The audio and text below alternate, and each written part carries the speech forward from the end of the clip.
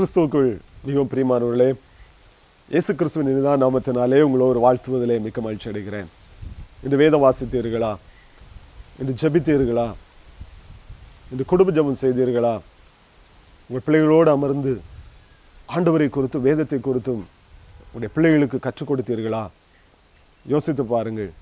அப்படி இல்லை என்று சொல்ல இன்றைக்கு ஒரு தீர்மானம் எடுங்கள். ஆண்டவரே, நம்முடைய பிள்ளைகளுக்கு உம்மை குறித்து அறிவிப்பேன், ஜெபிப்பேன், வேதம் வாசிப்பேன் என்று சொல்லி தீர்மானம் எடுங்கள்.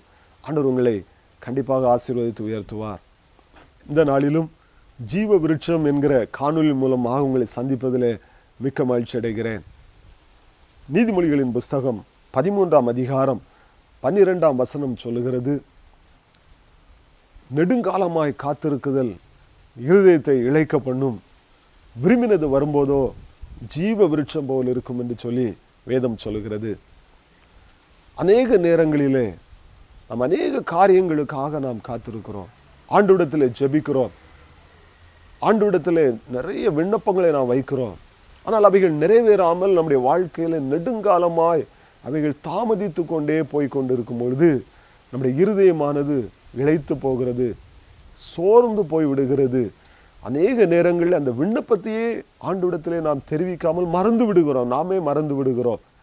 நான் கேட்டு இவைகள் எங்கே கிடைக்கப் போகிறது என்று சொல்லி அநேக நேரங்களில் நாம் அவிசுவாசப்பட்டு அந்த விண்ணப்பங்களையே ஆண்டுடைய சமூகத்தில் வைக்காமல் நாம் போய்விடுகிறோம். காரணம், அது நெடுங்காலமாக நமக்கு கிடைக்காமல் இருக்கிறபடியினால் நம்முடைய இருதயமானது இளைத்து போகிறது, நாம் சோர்ந்து போய்விடுகிறோம். அதைத்தான் நீதிமொழிகளில் இங்கே சொல்லுகிறார், நெடுங்காலமாய் காத்திருக்குதல் இருதயத்தை இளைக்க பண்ணும் என்று சொல்லி வேதம் சொல்லுகிறது.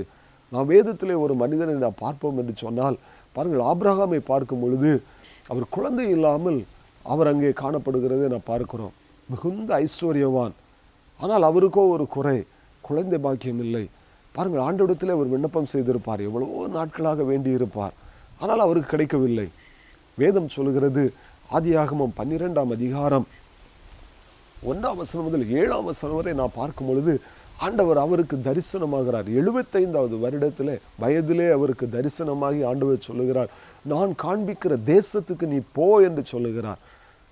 அப்படி சொல்லிவிட்டு அவர் சொல்லுகிறார், இந்த தேசத்தை உன் சந்ததிக்கு நான் சுதந்திரமாக தருவேன் என்று சொல்லி அங்கே 75வது வயதிலே ஆண்டவர் அவருக்கு அவர் அங்கே வாக்கு கொடுக்கிறதை நான் பார்க்கிறோம். பாருங்கள், 75 வயது வரை அவருக்கு எந்த ஒரு பதிலும் இல்லாமல் இருந்தது.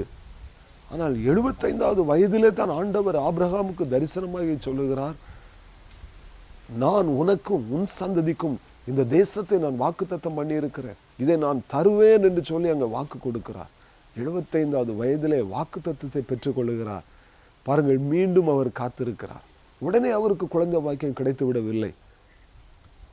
வேதம் சொல்லுகிறது, ஆதியாகமம் புஸ்தகம் 15ஆம் அதிகாரம் 1ஆம் வசனத்திலிருந்து 5ஆம் வசனம் வரை நான் வாசித்து பார்ப்போம் என்று சொன்னால் அங்கே ஆண்டவர் சொல்லுகிறார், நான் சர்வ வல்லமையுள்ள தேவன், நீ எனக்கு முன்பாக நடந்து கொண்டு உத்தமனாய் இரு, நான் உன்னை பெரிய ஜாதியாக்குவேன் என்று சொல்லி எல்லாம் வாக்கு கொடுக்கிறார்.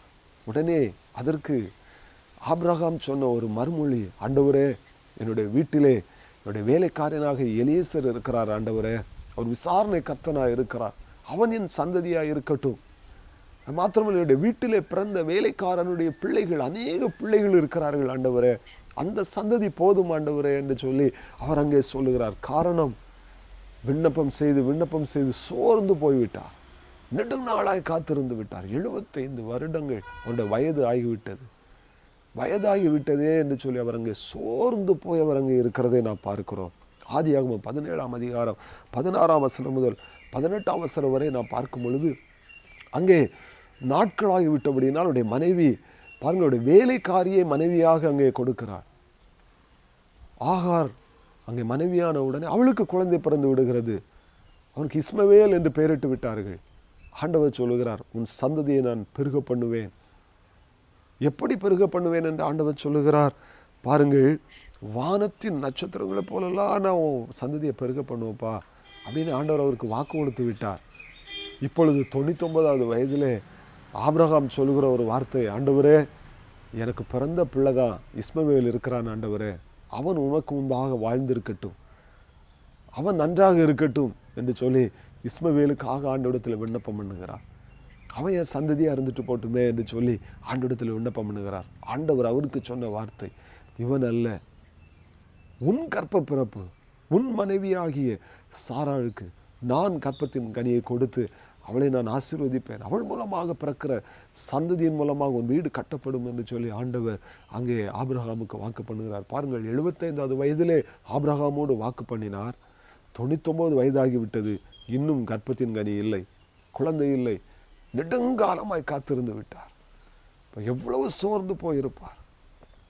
எனவே தான் 99 வயதிலே ஆண்டவர் மீண்டுமாக அவருக்கோடு அவர் பேசும் பொழுது ஆபிரகாம் சொன்ன ஒரு வார்த்தை, ஆண்டவரே நான் வயோதிபனாக இருக்கிறேன், நான் வயோதிபனாக இருக்கிறேன் ஆண்டவரே, என்னால் முடியாது என்று சொல்லி அங்கே ஆண்டவரிடத்தில் அவர் பேசுகிறார். பாருங்கள், வேதம் சொல்கிறது, ஆண்டவர் சாராளை கடாட்சி தருளினார், அவளுக்கு ஒரு குமாரனை கொடுத்தார். அப்பொழுது அங்கே சாராள் சொல்லுகிற ஒரு வார்த்தை ஆதியாகமம் 21ஆம் அதிகாரம் 1ஆம் வசனம் முதல் 6ஆம் வசனம் வரை சொல்லப்பட்டிருக்கிறது. அவர்கள் மகிழ்ச்சி அடைகிறார்கள். ஆண்டவர் கர்ப்பத்தின் கனியை கொடுத்த உடனே மகிழ்ச்சி அடைந்து தங்கள் பெற்ற பிள்ளைக்கு வயோதிப காலத்திலே, ஆபிரகாமுக்கு 100வது வயதில் தான் ஈசாக்கு பிறக்கிறார். பாருங்கள், தனக்கு 100வது வயதிலே பிள்ளை பிறந்தவுடன் அவனுக்கு ஈசாக்கு என்று சொல்லி பெயரிட்டு அங்கே மகிழ்ச்சி அடைகிறதை பார்க்கிறோம். பாருங்கள், அவர் திருமணமாகி அநேக ஆண்டுகள் ஆகிவிட்டது. 100வது வயதில் குழந்தை பிறந்தவுடனே எவ்வளவு சந்தோஷப்பட்டிருப்பார் ஆபிரகாம்.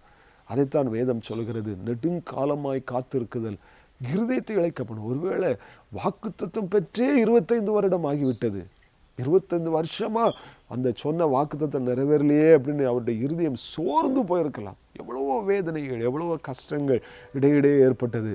ஆனாலும் வேதம் சொல்லுகிறது, அந்த 100வது வயதிலே குழந்தை பிறந்தவுடன் அவர்கள் அடைந்த மகிழ்ச்சிக்கு எல்லையே இல்லை என்று சொல்லி பார்க்கிறோம். ரொம்ப மகிழ்ச்சி அடைந்தார்கள், சந்தோஷப்பட்டார்கள். அதைத்தான் வேதம் சொல்ல, நெடுங்காலமாய் காத்திருக்குதல் இருதயத்தை இழைக்கப்படும், விரும்பினது வரும்போதோ அது ஜீவ விருட்சம் போல் இருக்கும் என்று சொல்லி வேதம் சொல்லுகிறது. இந்த காணொலியை கண்டு கொண்டிருக்கிற சகோதரனே, சகோதரிய, வாலிப தம்பி, தங்கச்சி, பெற்றோரே, ஒருவேளை நீங்களும் கூட சில காரியங்களுக்காக விண்ணப்பம் செய்துவிட்டு உங்களுடைய பிள்ளைகள் காரியம், உங்களுடைய தொழில் காரியம், வேலை காரியம், உங்களுடைய எதிர்கால வாழ்க்கை, இப்படி ஏதோ ஒரு காரியத்தாக நீங்கள் நெடுநாளாய் காத்திருக்கிறீர்களோ, ஆண்டவர் சொல்ல இந்த வருடத்தில் சீக்கிரமாக உங்களுக்கு நன்மை செய்வேன் என்று சொல்லி ஆண்டவர் வாக்கு பண்ணுகிறார். அந்த நல்ல நாட்கள் உங்களுடைய வாழ்க்கையில் கடந்து வரும்போது ஜீவ விருட்சம் போல ஆபிரகாம் 100வது வயதில் பிள்ளையை பெற்றுக்கொண்ட பொழுது எவ்வளவு மகிழ்ச்சி அடைந்தாரோ, அதே போல் உங்களுடைய வாழ்க்கையிலும் ஒரு மகிழ்ச்சியை, ஒரு ஆசீர்வாதத்தை, ஒரு நன்மையை கட்டளிடுவேன் என்று சொல்லி ஆண்டவர் வாக்கு பண்ணுகிறார். அந்த தேவனுடைய கரத்தில் அர்ப்பணிப்போம். காத்திருந்தாலும் சோர்ந்து போகாதிருங்கள். இவ்வளவு நாள் காத்திருந்துட்டேனே நினைக்கிறீர்களோ, இந்த வருடத்தில் ஆண்டு சீக்கிரத்தில் உங்களுக்கு நன்மை செய்வேன் என்று ஆண்டவர் வாக்கு பண்ணுகிறார். அந்த தேவனுடைய கரத்தில் அர்ப்பணிப்போம். விசுவாசத்தோடு, மகிழ்ச்சியோடு கர்த்தருடைய சமூகத்தில் காத்திருங்கள். கர்த்தர் உங்களுக்கு நன்மை செய்து உங்களை மகிழ்ச்சியடைய பண்ணுவார். கர்த்தர் தாமே உங்களையும் உங்களுடைய குடும்பங்களையும் ஆசீர்வதிப்பாராக. ஆமென். God bless you.